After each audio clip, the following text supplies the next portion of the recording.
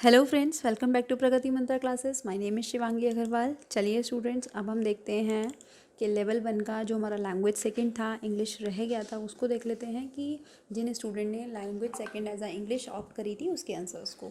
तो यहाँ पे मेरे पास ये जे सीरीज़ है, इसी के अकॉर्डिंग आप अपने आंसर्स को मैच करते जाइएगा। तो सबसे पहले 61 से लेके 65 तक आपको यहाँ पर पैसेज के थ्रू आंसर्स देना था। तो देखिए, सबसे पहला जो क्वेश्चन है इसमें आपको बताना था, student of kalari learns that philosophy dash attack and self defence. तो यहाँ पे जो ऑप्शन बनेगा वो बनेगा नॉट ओनली बट आल्सो, यानी कि ऑप्शन नंबर सी। फिर पूछा गया है Kalaripayattu belongs to India dash karate belongs to Japan. तो यहाँ पे जो बनेगा वेयर एज, यानी कि बी। फिर आपसे पूछा गया है some people still dash of kalari's heavenly origin. तो ये पूछ है क्लेम, यानी कि option number C. 64 kalari is dash oldest martial art to be existence. तो ये है students is, option number A. 65 की तरफ चलते हैं और पूछा गया है most suitable title for the passage. तो ये है mother of all martial arts, यानी कि ऑप्शन नंबर बी।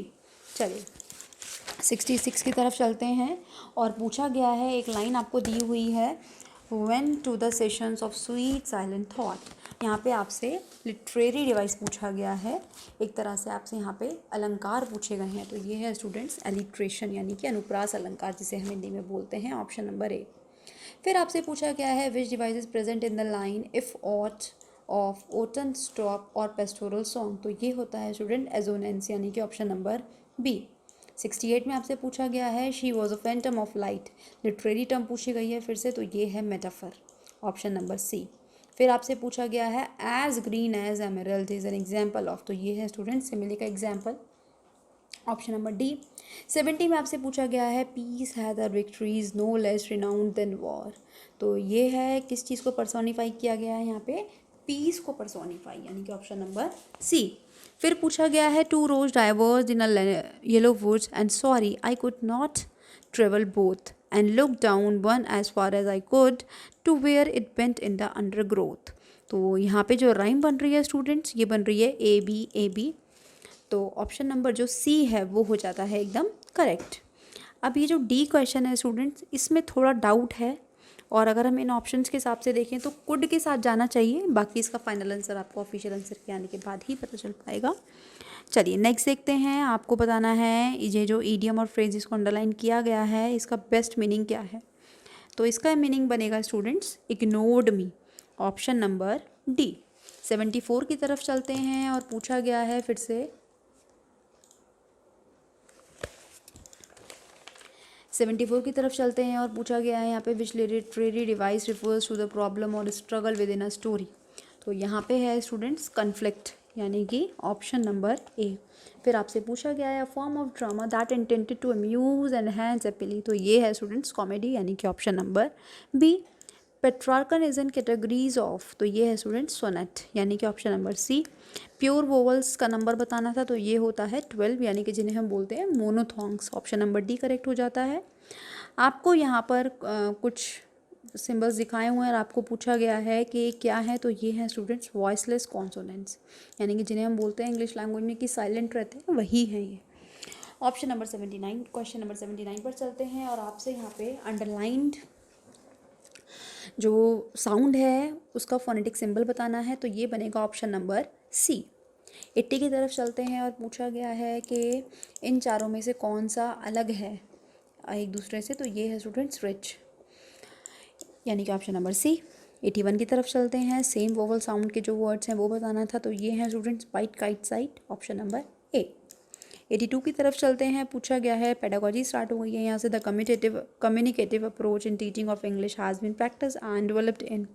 तो ये करी गई थी स्टूडेंट्स फ्रांस एंड ब्रिटेन, यानी कि ऑप्शन नंबर डी। 83 पर चलते हैं और पूछा गया है which one is a challenge in the process of teaching learn English language class. तो ये है students less interesting teaching style, यानी कि ऑप्शन नंबर ए।